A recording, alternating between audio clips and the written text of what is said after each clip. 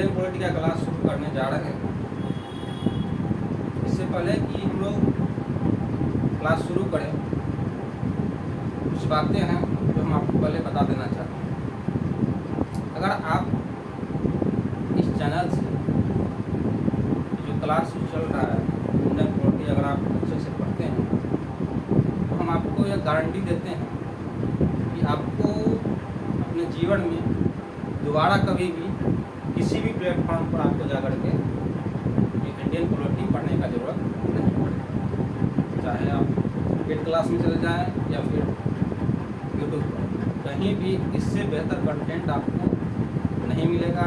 ऐसा हम बात बस कहने के लिए नहीं कर रहे हैं। आप 2-4 क्लास पहले कीजिए, आपको खुद पता चल जाएगा कि यहाँ पर क्या कंटेंट दिया जा रहा है और चैनल पे या और पेड जो क्लास चल रहा है कहीं पे उसमें क्या कंटेंट दिया जा रहा है और किस तरह से समझाया जा रहा है। ठीक है।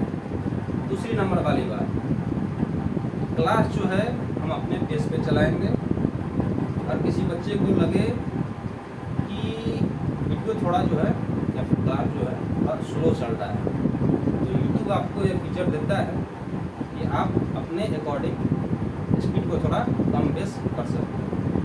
क्योंकि होता क्या है कि अगर हम आपको फटाफट बोलते चले जाएंगे तो होगा क्या कि जो कंटेंट है, थ्योरी पोर्शन है, वो ठीक से आ नहीं पाएगा। ठीक है, जो थॉट है वो ठीक से आ नहीं पाएगा।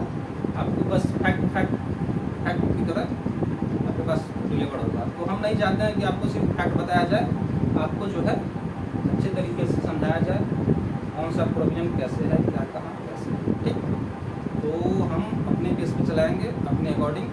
और आपको लगे कि वीडियो स्लो चल रहा है, क्लास धीरे है, तो आप अपने अकॉर्डिंग थोड़ा सा स्पीड बढ़ा लें। ठीक, तीसरी नंबर वाली बात हम आपको यह बता देते हैं कि आप जो है कंटेंट पे फोकस कीजिए, स्टडी मटेरियल पर फोकस कीजिए। ठीक, ना कि बैकग्राउंड पर। आप सोच रहे होंगे कि कोई नया लड़का है या नया कोई टीचर है, आज के समय में तो डिजिटल बोर्ड चलता है, कि कौन सा नया मास्टर आ गया, उसका आपको चिंता नहीं करना चाहिए। आपका ध्यान इस पर होना चाहिए कि यहाँ पर जो है किस तरह से पढ़ाया जा रहा है। ठीक है, और क्या कंटेंट दिया जा रहा है, ना कि आपको बैकग्राउंड पर पूछना कैसा बैकग्राउंड है और डिजिटल बोर्ड है क्या व्हाइट बोर्ड है, इस सब आपको बिल्कुल भी ध्यान नहीं देना चाहिए। ठीक है, चलिए इसी के साथ हम लोग शुरू करते हैं आज का क्लास इंडियन पॉलिटी। ठीक है, सबसे पहले हम लोग यह जानते हैं, वैसे आज का जो क्लास है उसका जो मेन जो टॉपिक है संविधान सभा है। संविधान सभा को हम लोग पढ़े उससे पहले हम लोग यह जानते हैं कि संविधान क्या होता है।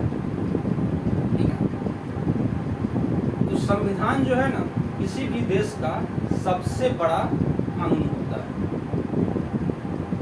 संविधान किसी भी देश का सबसे बड़ा कानून होता है। किसी भी देश में किस तरह से सरकार बनेगी, किस तरह का सरकार होगा, ठीक है, जनताओं को या नागरिकों को क्या अधिकार दिया जाएगा, उनको जनताओं का जो है क्या कर्तव्य होगा, यह भी संविधान में लिखा होता है। तो संविधान क्या होता है, किसी भी देश का सबसे बड़ा कानून होता है और वही संविधान यह डिसाइड करता है, यह बताता है कि इस देश में किस तरह से सरकारें आएंगी, किस तरह का सरकार होगा। ठीक है, और यहाँ का जो नागरिक है उन लोगों को क्या अधिकार दिया जाएगा और क्या कर्तव्य दिया जाएगा, इस सब के बारे में चर्चा है वह जो है संविधान में किया जाता है। अब आप सोच रहे होंगे कि सबसे बड़ा कानून है, इससे छोटा भी कानून होता है क्या?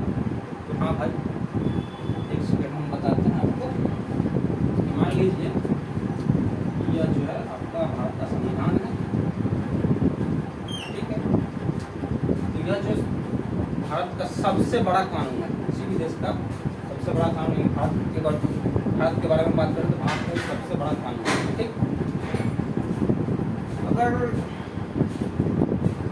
और कोई भी कानून जो है ना, कोई भी कानून या फिर कोई भी प्रथा इस देश में तभी सर्वाइव करेगा जब वो जो है इस संविधान के अकॉर्डिंग चलेगा। ऐसा कोई भी संविधान, ऐसा कोई भी कानून या फिर ऐसा कोई भी प्रथा इस देश में सर्वाइव नहीं करेगा जो कि इस संविधान के खिलाफ जाए, इस संविधान से इतर जाए। ठीक है, अब सब सोच रहे हैं कि क्या बता रहे हैं। देखिए, भारत में जो है सरकार कैसे बनती है? इलेक्शन के थ्रू निर्वाचन होता है ना, निर्वाचन करके सरकार बनाया जाता है।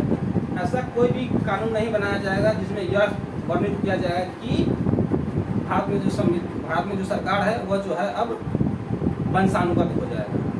ठीक, यानी कि संविधान में क्या दिया गया है कि सरकार कैसे बनेगी? चुनाव के थ्रू बनेगी। ऐसा कोई भी कानून बनाकर यह नहीं इसमें डाल दिया जाएगा कि सरकार जो है अब या प्रधानमंत्री या राष्ट्रपति वंशानुगत हो जाएगा। अगर ऐसा कोई कानून बनता है तो वह अनवैलिड कर दिया जाएगा, अनकॉन्स्टिट्यूशनल कर दिया, असंवैधानिक घोषित कर दिया जाएगा। ठीक, और जैसे कि मान लीजिए संविधान है, तो इस संविधान में मान लीजिए एक आर्टिकल हम ले लेते हैं आपको, अनुच्छेद 14 बताया क्या है कि विधि के समक्ष समानता। ठीक है, करने का मतलब क्या हुआ इसका? कानून के समक्ष, कानून के सामने सब बराबर। तो ऐसा कोई भी कानून नहीं बनेगा जो कि इससे इतर हो, इससे हट करके। ऐसा कोई कानून नहीं बनेगा कि डीएम साहब जो है उसके लिए अब अलग कानून होगा कि अगर डीएम साहब किसी को गोली मार देते हैं तो उसको इससे कोई भी प्रॉब्लम नहीं होगा, मार सकते हैं। ऐसा कोई कानून नहीं बनेगा। ठीक, यानी कि विधि, अनुच्छेद 14 क्या कहता है? विधि के समक्ष समानता, यानी कि छोटा हो, बड़ा हो, अमीर हो, गरीब हो, सब के लिए समान कानून। तो ऐसा कोई कानून नहीं बनेगा जो कि इसको रिप्लेस करते, इसको हटा दें। ठीक, तो मूल संविधान में है तो ऐसा कोई कानून नहीं है। और ऐसा कोई प्रथा नहीं बनेगा या फिर ऐसा कोई प्रथा सर्वाइव नहीं करेगा इस देश में जो कि संविधान से अलग करके। ऐसा कोई कानून नहीं बनेगा, ऐसा ना कोई प्रथा बनेगा। जैसे मान लीजिए सती प्रथा है, सती प्रथा पहले था। उसमें क्या होता था कि अगर किसी का हस्बैंड मर जाता है, ठीक, तो उनके बीवी को, उनकी वाइफ को उनके साथ ही जला दिया जाता था। ठीक है, अगर इस तरह से देखिएगा तो ऐसा नहीं बनाया जा सकता। क्यों? क्योंकि अनुच्छेद 21 क्या कहता है कि लाइफ एंड लिबर्टी का फ्रीडम देता है। ठीक है, लाइफ एंड लिबर्टी का, यानी कि हर किसी को अपना जीवन जीने का अधिकार है। उसके जीवन को जो है विधि द्वारा स्थापित प्रक्रिया के द्वारा ही लिया जा सकता है। ऐसे कि कोई नया प्रथा बना करके आप किसी का जीवन खत्म नहीं कर सकते, किसी का जीवन ले नहीं सकते, लाइफ ले नहीं सकते। ठीक है, तो संविधान क्या होता है? किसी भी देश का सबसे बड़ा कानून होता है।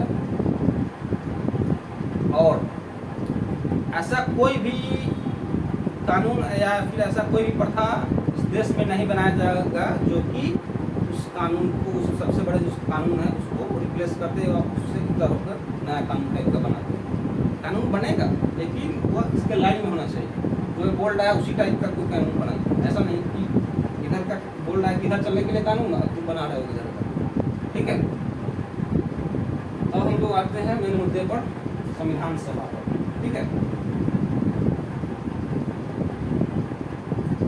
संविधान सभा होता क्या है? संविधान सभा होता क्या है? संविधान सभा भाई, तो संविधान सभा जो है ना, किसी भी देश, किसी भी राष्ट्र का संविधान निर्माण करने वाली संस्था होती है, उसको ही संविधान सभा बोला जाता है। किसी भी देश या किसी भी राष्ट्र का जो संविधान निर्माण करने वाली जो संस्था होती है उसको क्या बोलते हैं? संविधान सभा। अगर हम आपसे पूछे यह जो संविधान सभा है इसका गठन कब हुआ, आप बता पाएंगे?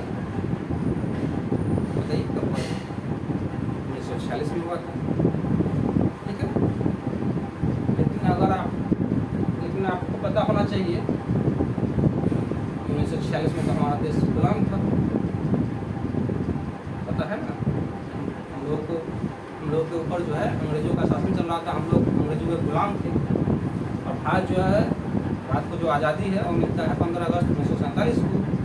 1947 में भारत आज़ाद होता है। तो जो संविधान सभा है 1946 में कैसे आ गई? क्या होता है कि द्वितीय जो विश्व युद्ध होता है ना, द्वितीय विश्व युद्ध में जो है अंग्रेज लोग, ब्रिटिश जो लोग था पूरी तरह से तबाह हो गया। तो भारत में भी आंदोलन चल रहा था, क्विट इंडिया मूवमेंट, भारत छोड़ो आंदोलन और बहुत सारा आंदोलन चल रहा था। और बाहर से भी दबाव था। द्वितीय विश्व युद्ध में जो है लोग पूरी तरह से एग्जॉस्ट हो गया हुआ था। तो अंग्रेजों से अब जो है भारत संभाला नहीं जा रहा था, सबसे भारत पर शासन नहीं चलाया जा सकता था। तो ऐसे में क्या होता है कि ब्रिटिश संसद जो है, ब्रिटिश पार्लियामेंट एक समिति का गठन करता है, समिति का गठन करता है और एक प्लान बनाकर भेजता है। कौन सा plan? Cabinet mission plan, cabinet mission योजना। यह जो है 1946 में, मार्च 1946 में भारत आता है। थोड़ा सा लिख भी देते हैं, ठीक है, ताकि आपको लिखा हुआ भी दिखे। ऐसा तो हम बिना लिखे ही पूरा एक्सप्लेन करते हैं, ठीक है। भारत का संविधान निर्माण करने के लिए, संविधान सभा का गठन करने के लिए, संविधान निर्माण करने के लिए एक ब्रिटिश संसद के द्वारा एक कैबिनेट मिशन योजना बनाई जाती है। कैबिनेट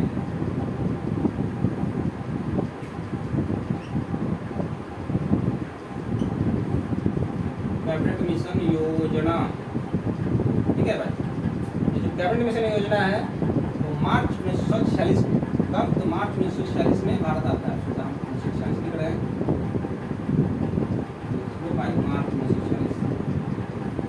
मार्च 1946 में भारत आता है। और इसमें जो है कैबिनेट मिशन योजना में कुल 3 सदस्य होते हैं। कितने सदस्य होते हैं? 3 सदस्य। कौन कौन सा? एक है आपका A.V. Alexander,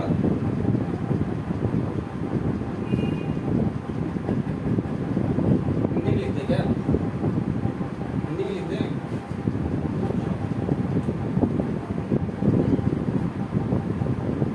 A.V. इतना तो रखते हैं, A.V. अलेक्जेंडर,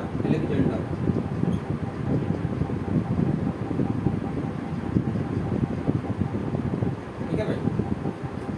कैबिनेट मिशन योजना में 3 सदस्य होते हैं। इसमें से एक होता है A.V. अलेक्जेंडर, दूसरा आपका sir Stafford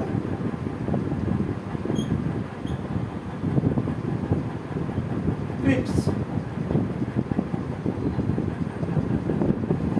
A.V. Alexander, sir Stafford Cripps, और तीसरा जो व्यक्ति है वो है पैंथिक लॉरेंस।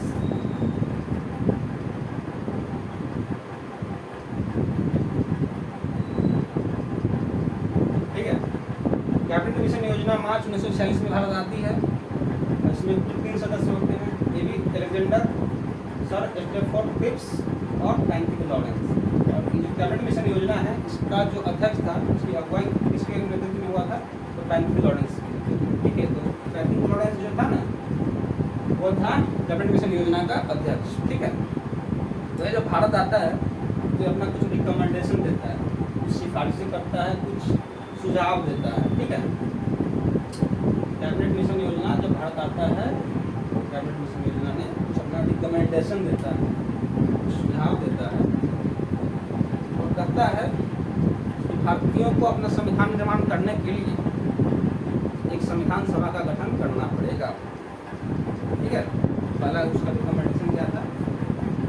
लिखे रिकमेंडेशन क्या? सिफारिश लिख देंगे यहाँ पर, इसका सिफारिश क्या था? पहला जो इसका रिकमेंडेशन था, सिफारिश था, वो था कि भारतीयों को अपना संविधान निर्माण करने के लिए एक संविधान सभा का गठन करना पड़ेगा और उस संविधान सभा में सिर्फ और सिर्फ भारतीय लोग ही सम्मिलित होंगे। ठीक है। संविधान सभा का निर्माण करना होगा, संविधान सभा का निर्माण, संविधान सभा निर्माण करना पड़ेगा। सिफारिश किसने किया? कैबिनेट मिशन योजना है। ठीक है, तो आपसे पूछा जाता है कि संविधान सभा का गठन का सिफारिश किसके संस्तुति पर हुआ था? तो कैबिनेट मिशन योजना के। दूसरा जो सिफारिश था, इसमें क्या कहा कि देखो संविधान सभा का जो गठन है, संविधान भारतीय संविधान का निर्माण जो है संविधान सभा के द्वारा किया जाएगा और इसका जो सदस्य है पूरी तरह से भारतीय लोग होंगे। ठीक। दूसरा इसने क्या रिकमेंडेशन दिया कि प्रत्येक 10 लाख की आबादी पर एक सदस्य को जो है चुन करके उस संविधान सभा में भेजा जाएगा। प्रत्येक 10 लाख की आबादी पर या फिर जनसंख्या पर। ठीक है,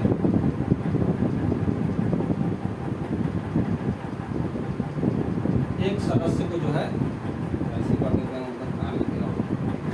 प्रत्येक 10 लाख की आबादी पर एक सदस्य को जो है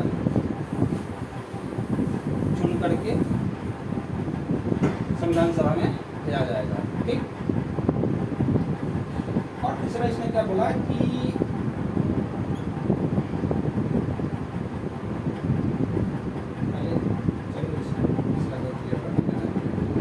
क्या बोला कि संविधान सभा में जो है ना मतलब 3 समुदाय के लोगों को भेजा जाएगा। ठीक है, 3 कैटेगरी में उसने बांटा। पहला है मुस्लिम लीग, मुस्लिम, ठीक है भाई, फिर सिख और फिर सामान्य।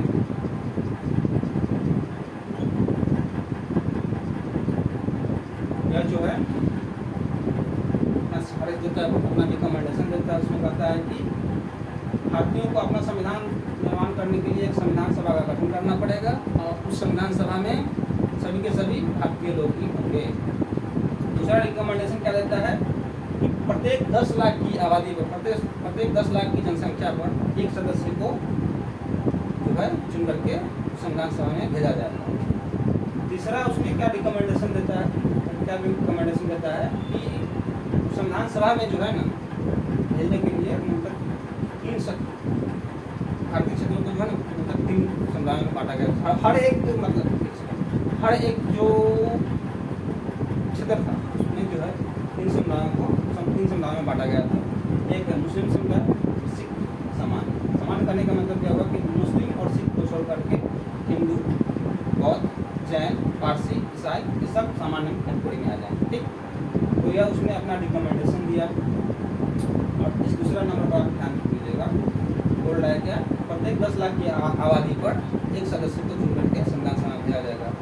तो जब भारत आज़ाद होने वाला था तो उस समय पर भारत की जो आबादी थी, जो जनसंख्या था वो लगभग 40 करोड़ था। ठीक है, लगभग 40 करोड़ था। तो उसने लगभग 40 करोड़ था ये बता रहे हैं। तो उसने क्या किया, प्रत्येक 10 लाख पर भेजना है। 389 सदस्य को, 389 सदस्य को रिकमेंड किया भारतीय संविधान निर्माण करने के लिए। कुल 389 सदस्य होंगे भारतीय संविधान सभा में। और इस 389 में उसने बताया कि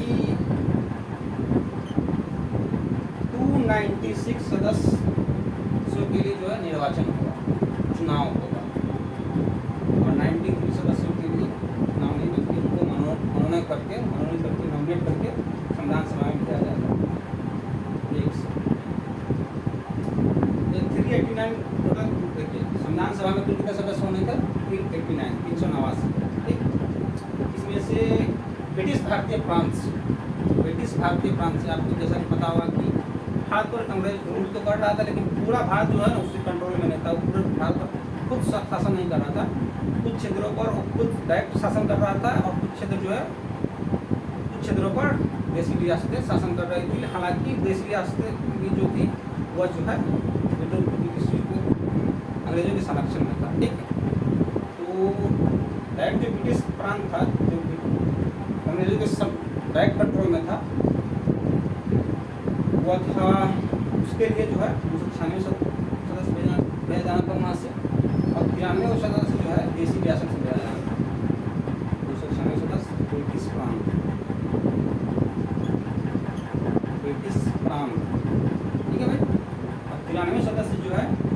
देसी रियासत,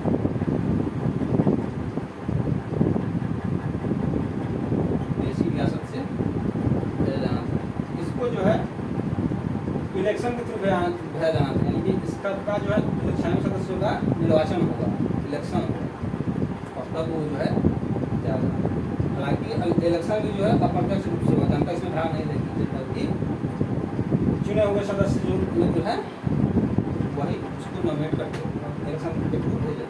और 93 जो सदस्य है वो देसी रियासतों के द्वारा भेजा जाएगा, नॉमिनेट करके, यानी कि मनोनीत करके। तो भारतीय संविधान में, संविधान सभा में जो सदस्य थे वह आंशिक रूप से मनोनीत थे और आंशिक रूप से निर्वाचित थे, यानी कि आंशिक रूप से मनोनीत और आंशिक रूप से निर्वाचित सदस्य थे। अब हम लोग बात करते हैं यहाँ पर 296 सदस्य जो है ना, इसको जो है दो कैटेगरी में बांटा। दो कैटेगरी में कैसे बांटा? 292 सदस्य और फिर इधर 4 सदस्य। इस 296 उसको छोड़ दीजिए, आप यहाँ पर आइए। ये 296 सदस्य है ना, इसमें से 292 सदस्य जो है ब्रिटिश भारत के 11 गवर्नरों के प्रांत से भेजा गया था। ब्रिटिश भारतीय क्षेत्र के 11 गवर्नरों के प्रांत से भेजा गया था, और ये 4 जो सदस्य था उसको चीफ कमिश्नरी के क्षेत्र से चुन करके भेजा गया था। तो आप सोच रहे होंगे कि ये 11 प्रांत क्या है?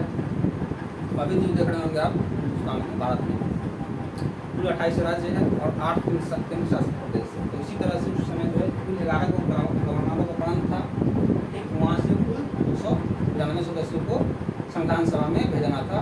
और अभी देख रहे होंगे कि 8 केंद्र शासित प्रदेश है, तो उस टाइम पर जो है 4 केंद्र शासित प्रदेश था, जिसको कि चीफ कमिश्नरी को बोला जाता था, वहाँ से भेजा गया था 4 सदस्यों। ये 4 को जो है ना, 4 को चीफ कमिश्नरी कौन सा था? पहला है आपका अजमेर, ठीक। दूसरा आपका है बलूचिस्तान, ठीक है भाई। तीसरा है आपका कुर्द, और चौथा है आपका दिल्ली। नीचे दिख रहा है नहीं, देखो 4 जो सदस्य था जिसको भी चीफ कमिश्नरी से भेजा जाना था, और जो 4 चीफ कमिश्नरी का जो सदस्य था वो कौन सा था? तो एक था अजमेर जो कि राजस्थान में पड़ता है, बलूचिस्तान जो कि वर्तमान समय में पाकिस्तान में पड़ता है, ठीक है। कुर्द जो है आपका कर्नाटक में पड़ता है, और जो दिल्ली जो है दिल्ली है, दिल्ली में ही पड़ता है। तो यहाँ से भी जो 4 कमिश्नरी का क्षेत्र से भेजा गया। अब समझिए थोड़ा सा पहले समझा देते हैं। कैबिनेट मिशन योजना ने क्या बताया कि कुल 389 सदस्य संविधान सभा में होंगे, कुल 389 सदस्य होंगे, और इस 389 सदस्य में से 296 सदस्यों को जो है ना ब्रिटिश भारतीय प्रांत से भेजा जाना है इलेक्शन के थ्रू, और 93 जो सदस्य है इसको देसी रियासत के द्वारा भेजा जाएगा, नॉमिनेट करके, यानी कि मनोनीत करके। इस 296 सदस्यों में से 292 सदस्यों को जो है 11 ब्रिटिश भारत के 11 गवर्नरों के प्रांत से भेजा गया था। 11 गवर्नरों का जो प्रांत था ना, वहाँ से 292 सदस्यों को इलेक्शन के थ्रू भेजा गया था, चुनाव करके। और 4 जो सदस्य था उसको जो है चीफ कमिश्नरी से भेजा गया था, और उन 4 को चीफ कमिश्नरी का जो सदस्य था हुआ था, इसमें था अजमेर, दूसरा था बलूचिस्तान, तीसरा था आपका कुर्द, और चौथा था आपका दिल्ली, ठीक है। तो अब इसको तो नॉमिनेट करके भेजा जाएगा और इसको इलेक्शन के थ्रू भेजा जाएगा। तो अब क्या होगा, नॉमिनेशन तो हो गया, अब क्या होगा कि इलेक्शन होगा, ठीक है भाई। अब होगा इलेक्शन। नाउ आवाज मिटा दे रहे हैं। तो संविधान सभा के लिए जो इलेक्शन है वो कब होता है बताइए, पता है आपको? तो संविधान सभा के लिए इलेक्शन होता है आपका जुलाई 1946 में। अब जुलाई 1946 संविधान सभा के लिए सदस्यों का चुनाव हो रहा है। कितने सदस्यों का? तो भाई 296 सदस्य, 296 सदस्य के लिए चुनाव हो रहा है, क्योंकि 389 में से मात्र 296 सदस्यों के लिए चुनाव होना था। बाकी 93 जो सदस्य था ना, उसको नॉमिनेट करके भेजा जाना था। कहाँ से? तो देशी रियासतों से। तो जो चुनाव है होता है जुलाई 1946 में। कुल कितने सदस्यों के लिए? 296 सदस्यों के लिए चुनाव होता है। इस चुनाव में जो है 208 को सीट मिलता है कांग्रेस को। 296 सदस्य जो है इसके लिए इलेक्शन होता है। इसमें कांग्रेस कितना सीट जीतता है? तो 208 सीट कांग्रेस। ठीक है भाई।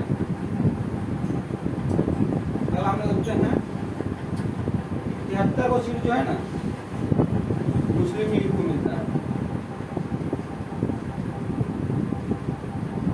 मुस्लिम लीग और अन्य जो पार्टी छोटी मोटी पार्टियां थी उसको 15 को सीट मिलता है। छोटी मोटी पार्टियां थी स्वतंत्र रूप से जो जीत गया उसको 15 देता अन्य। ठीक है। 296 सदस्यों के लिए जो इलेक्शन होता है, इस 296 सदस्य में से 208 सीट कांग्रेस जीत लेता है। ठीक। 73 को सीट पर मुस्लिम लीग जीतता है और 15 को सीट जो है वो अन्य लोग जीतता है। ठीक। अब इलेक्शन हो गया। इलेक्शन के बाद क्या होगा? संविधान सभा का बैठक बुलाया जाएगा संविधान का निर्माण करने के लिए। इलेक्शन क्यों हुआ था? संविधान का निर्माण करने के लिए। तब इलेक्शन भी हो गया, तब क्या करेगा? बैठक बुलाया जाएगा। ठीक है। बैठक कब बुलाया जाएगा? अभी भी आप लोग देखो, अभी नहीं बता दें तो बात होगा। ठीक है। हो जाएगा मिक्सअप। ठीक है। आपको समझ नहीं आएगा, इसलिए उसको जो है बताना है, बताएंगे अपने हिसाब से। इलेक्शन हो गया, अच्छा लोग जीत करके आ गया। अब बैठक बुलाया जाएगा। संविधान सभा का जो प्रथम बैठक है वो कब बुलाया जाता है? तो 9 दिसंबर 1946 को। कब? 9 दिसंबर 1946 को प्रथम बैठक कब बुलाया जाएगा भाई? 9 दिसंबर 1946 को। होता क्या है? मुस्लिम लीग जो है इस जो बैठक को प्रथम संविधान सभा का जो प्रथम बैठक हुआ था 9 दिसंबर 1946 को, इसका वो जो है बहिष्कार कर देता है। बहिष्कार क्यों करता है? उसको लगता है कि देख भाई, हम तो मात्र 73 को सीट जीतते हैं, अब कांग्रेस जीत गया 208 सीट, तो सारा चीज़ जो है कांग्रेसों के हिसाब से होगा, और कांग्रेसों के हिसाब से होगा तो हमारा तो कोई वैल्यू ही नहीं, हम कुछ है नहीं है। उसने क्या किया कि संविधान सभा का जो पहला बैठक बुलाया गया था 9 दिसंबर 1946 को, इसको मुस्लिम लीग ने क्या किया? तो बहिष्कार कर दिया। बहिष्कार करके इसमें जो है मुस्लिम लीग के कोई सदस्य जो है इसमें शामिल नहीं हुआ। ठीक है। और जो प्रथम बैठक होता है इसमें कुल मात्र 207 सदस्य ही उपस्थित होता है भाई। संविधान सभा के लिए कुल कितने सदस्य होने थे? 389 सदस्य। देखो पहला जो बैठक होता है उसमें कितना सदस्य आता है? तो मात्र 207 सदस्य आता है। 207 सदस्य आता है। और सब कहाँ चला गया? तो जो 73 का सीट था मुस्लिम लीग जीता हुआ, उसका एक सदस्य नहीं होता है, बहिष्कार कर देता है। दूसरा आपका 93 जो सीट था ना देशी रियासत का, वो लोग भी इस संविधान सभा के प्रथम बैठक में उपस्थित नहीं होता है, क्योंकि उसको लगता है कि क्या करें, भारत के साथ जाएँ कि अपना खुद का साम्राज्य बनाएं, खुद का अपना देश बनाएं, क्या बनाएं, वो अभी असमंजस में है, वो भी शामिल नहीं हुआ। और इस दिन क्या होता है प्रथम बैठक में 9 दिसंबर 1946 को, तो डॉक्टर सच्चिदानंद सिन्हा जो है ना, उनको संविधान सभा का अस्थायी अध्यक्ष बनाया जाता है।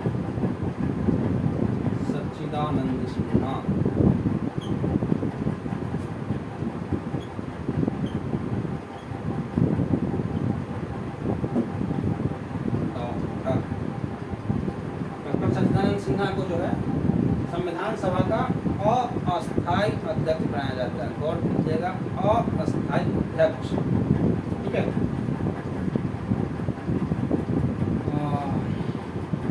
क्यों बनाया जाता है, बताओ क्यों बनाया जाता है अध्यक्ष?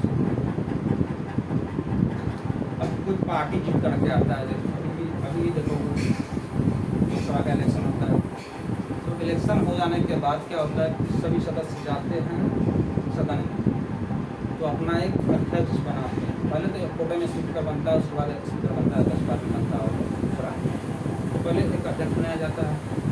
वो अध्यक्ष क्या करता है कि कब किसको बोलना है, कब को कैसे कर, कब किसको बोलना है, कब किसको नहीं बोलना है, वो डिसाइड करता है। कैसे सभा जो सदन चलेगा, इस सब का डिसाइड करता है, ठीक है। ऐसा नहीं सीधा सब जीत करके आ गया, आप कोई उसको बताने वाला नहीं कि आप बैठिए, आप बोलिए, ऐसा कोई बोलने वाला। क्या होगा, सब अचानक से उठ करके कोई ये बोल रहा है, कोई वो बोल रहा है, सब पागल लेखा करने लगेगा, समझ में आया? कोई क्या बोल रहा है, क्या बोल रहा है। इसलिए एक अध्यक्ष बनाया जाता है, ताकि वह जो है सदन को रेगुलेट करे, संचालन करे, कौन कब बोलेगा, कौन कितना देर बोलेगा, ठीक। तो प्रथम बैठक में 9 दिसंबर 1946 को डॉक्टर सच्चिदानंद सिन्हा को अस्थायी अध्यक्ष चुना जाता है। उसके बाद क्या होता है, उनको मनोनीत किया गया था, चुना नहीं गया था, मनोनीत किया गया था। उसके बाद क्या होता है कि 11 दिसंबर 1946 को डॉक्टर राजेंद्र प्रसाद को संविधान सभा का अस्थायी अध्यक्ष बनाया जाता है। परमानेंट जो है ना अध्यक्ष बनाया जाता है डॉक्टर राजेंद्र प्रसाद को।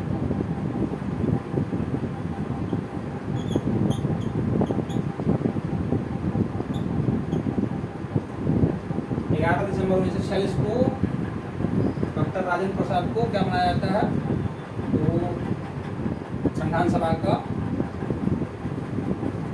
अस्थायी अध्यक्ष बनाया जाता है, ठीक है। और फिर H.C. मुखर्जी नाम का एक व्यक्ति होता है, H.C. मुखर्जी बनाया जाता है संविधान सभा का उपाध्यक्ष, ठीक है। अध्यक्ष डॉक्टर राजेंद्र प्रसाद अस्थायी अध्यक्ष बन गए। H.C. मुखर्जी संविधान सभा का उपाध्यक्ष बन गए। और B.N. राव इनको जो है संविधान सभा का संवैधानिक सलाहकार बनाया था। इनको जो है संवैधानिक सलाहकार बनाया था। इनको तो B.N. राव, इनका पूरा नाम होता है पेनेगल नरसिम्हा राव, ठीक। इतना तक आपका क्लियर हुआ। अब हम लोग आगे बात करते हैं 11 दिसंबर के बाद। अब हम लोग आते हैं 13 दिसंबर 1946 को। 13 दिसंबर 1946 को संविधान सभा का जो है ना प्रथम बैठक नहीं होता है, प्रथम सत्र बुलाया जाता है। 13 दिसंबर 1946 को संविधान सभा का प्रथम सत्र शुरू होता है, प्रथम सत्र बुलाया जाता है। सोच रहे होंगे कि सत्र क्या होता है और बैठक क्या होता है। बैठक बताया वो क्या था और ये क्या है, तो भाई देखो जब सब लोग चुन करके आता है तो पहले बैठक बुलाया जाए, इसको अध्यक्ष बनाओ, ऐसे क्या होगा, ठीक। लेकिन एक्चुअल जो काम है वो सत्र सेशन शुरू होता है तब चालू होता है। अब देखिए मान लीजिए इलेक्शन हुआ, लोकसभा इलेक्शन हुआ, तो ऐसा थोड़ी है कि आया सब चुन करके इलेक्शन जीत करके और लोकसभा में जाएगा सीधा बैठ के कानून बनाने लगेगा, ऐसा तो नहीं होता है। पहले बैठक बुलाया जाता है किसको, पहले उसमें फिर कोटे में स्पीकर बनता है, उसको शपथ दिलाता है, फिर जो है कोई अध्यक्ष बनता है, कोई उपाध्यक्ष बनता है, वही सब काम हो रहा था। कोई 9 दिसंबर 11 दिसंबर। अब क्या होगा, 13 दिसंबर को प्रथम सत्र बुलाया था। अब एक्चुअल काम स्टार्ट होगा। प्रथम जो सत्र बुलाया जाता है 13 दिसंबर 1946 को संविधान सभा का, उस दिन क्या होता है कि पंडित जवाहरलाल नेहरू के द्वारा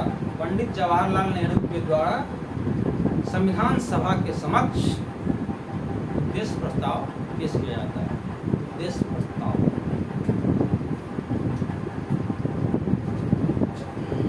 प्रस्ताव जो है होता क्या है, बताओ। 13 दिसंबर 1946 को संविधान सभा के समक्ष पंडित जवाहरलाल नेहरू के द्वारा देश प्रस्ताव पेश किया जाता है। यह उद्देश्य प्रस्ताव क्या था?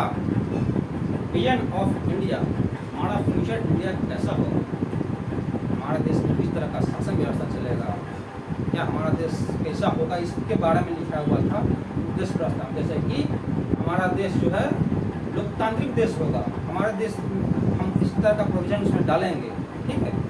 अपने संविधान में इस तरह का पॉइंट सब दिया गया हुआ, जैसे कि यहाँ जो लोग हैं तो कुछ मौलिक अधिकार दिया जाएगा, freedom of speech and expression दिया जाएगा।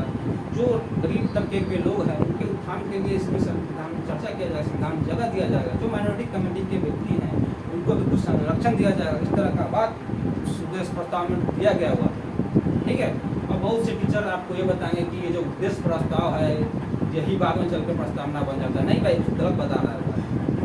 उद्देश्य प्रस्ताव अपने जिस 2005 पढ़ना नहीं पढ़ना हो, छोटा सा लिखा हुआ है, ठीक है। पॉइंट फॉर्म में कि फना चीज़ हमें संविधान में डालना है।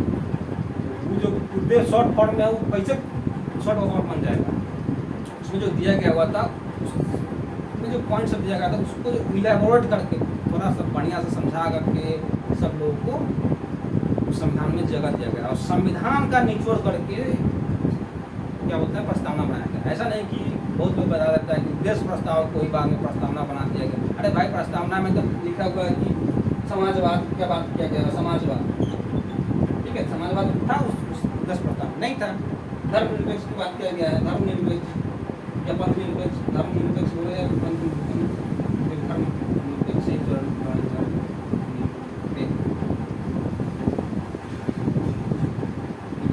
धर्मनिरपेक्ष हो गया, क्या बोलते हैं समाजवाद हो गया, ये सब था उस प्रस्ताव नहीं था। प्रस्ताव में क्या बोलता है कि 26 नवंबर 1949 को हम लोग अपना संविधान को जो है अंगीकृत करते हैं, बनाते, इस तरह का बात जो किया हुआ है था उस उद्देश्य प्रस्ताव नहीं था। क्या उसमें बताया क्या था कि उद्देश्य प्रस्ताव में कि हम भारत के लोग भारत को एक संप्रभुत्व संपन्न इस तरह का बात था? नहीं था कि हम भारत के लोग भारत को इस तरह का। तो जो उद्देश्य प्रस्ताव है उसको उस प्रस्तावना नहीं, वही बाकी प्रस्तावना बनेगी, गलत बनाता है, ठीक है। प्रस्तावना जो है पूरे संविधान का भी कोई बड़ा मोटा सा बुक लीजिएगा, उसका जो बहुत छोटा बुक, उसमें 1-2 पन्ना में के बारे में बताया जाता है कि तो संविधान को ध्यान में रख करके प्रस्तावना बनाया गया, न कि उद्देश्य प्रस्ताव को ध्यान में रख, ठीक है।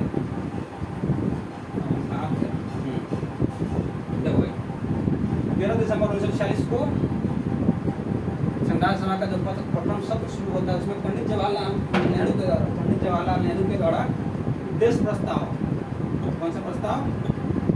उद्देश्य प्रस्ताव संविधान सभा के समक्ष पेश किया जाता है। और इस उद्देश्य प्रस्ताव को जो है 22 जनवरी 1947 को संविधान सभा के द्वारा पारित कर दिया जाता है। पेश कब होता है? 13 दिसंबर 1946 को। उद्देश्य प्रस्ताव पेश कब होता है? 13 दिसंबर 1946 को। पास कब होता है? तो 22 जनवरी 1947 को, ठीक। अब होगा एक्चुअल काम, क्या भाई? अब होगा एक्चुअल काम। अब होगा क्या कि देखिए, अब कुछ समिति बनाया जाएगा, समिति बनाया जाएगा, क्योंकि इतने लोग जो चुन करके गए और कुछ इस तरह के मनोनीत करके गया है या कुछ करके गया हुआ है,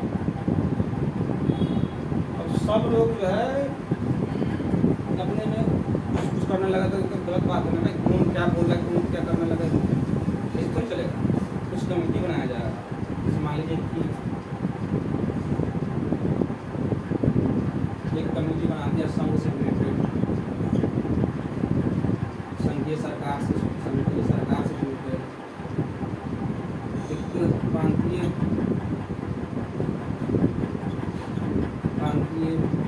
विकास से रिलेटेड, एक संचालन समिति बना दिया गया, समिति बना दिया गया, बता रहे हैं डिटेल बताएंगे। तो जो सदस्य लोग चुन करके गए हुए थे या फिर मनन करके गया हुआ था, उन लोगों को जो है समिति बनाया गया और एक समिति में 2, 4, 5 लोग, 8 लोग, 5 लोग, 7 लोग ऐसे रख के डाला गया और सबको एक अलग अलग टास्क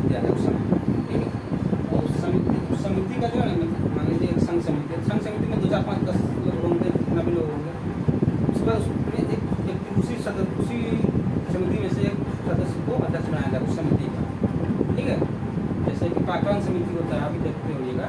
प्राक्कलन जो समिति है उसमें कुछ सदस्य होते हैं, कितने सदस्य होता है? 22 होता है कि 30 होता है? बताओ बताओ, 22 होता है कि 30 होता है?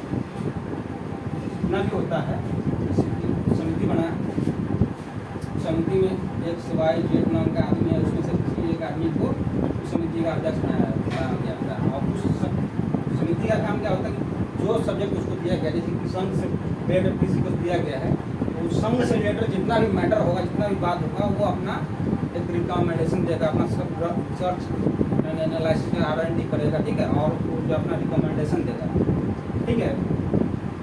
तो इस तरह से कुल 13 मेजर समितियाँ बनाई गई हुई थी, और उसमें कुछ प्रमुख है, जैसे संघ समिति, संघ की समिति, इसका अध्यक्ष बनाया गया था पंडित जवाहरलाल नेहरू को। जवाहरलाल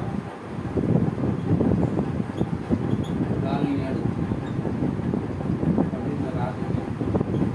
ठीक है। संघीय समिति का भी अध्यक्ष पंडित जवाहरलाल नेहरू को बनाया गया था। प्रांतीय सरकार से समिति से संबंधित प्रांतीय जो ग्रेटर है, प्रांतीय उनका जो अध्यक्ष बनाया गया था सरदार वल्लभ भाई पटेल को बनाया गया था। सरदार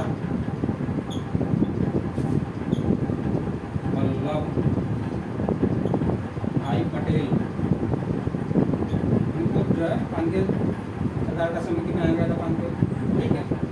और उनको जो है फंडामेंटल राइट एंड मूल अधिकार से रिलेटेड समिति था, उनका भी अध्यक्ष बनाया गया था। किनको? तो सरदार वल्लभ भाई पटेल को। अल्पसंख्यक मामले का जो था, जनजातीय जो था, जनजाति से रिलेटेड, उनका भी अध्यक्ष को बनाया गया था, तो सरदार वल्लभ भाई पटेल, ठीक है। संचालन समिति का अध्यक्ष को बनाया गया था। संचालन करने का कार्यभार किनके पास होता है? तो अध्यक्ष के पास होता है। तो अध्यक्ष कौन था संविधान सभा का? तो डॉक्टर राजेंद्र प्रसाद। डॉक्टर राजेंद्र प्रसाद को जो है संचालन समिति का अध्यक्ष बनाया गया। और जो प्रारूप समिति है, उनका अध्यक्ष जो है पंडित डॉक्टर बाबा साहब भीमराव अम्बेडकर को बनाया गया था। बाबा साहब भीमराव अम्बेडकर, बाबा साहब अम्बेडकर,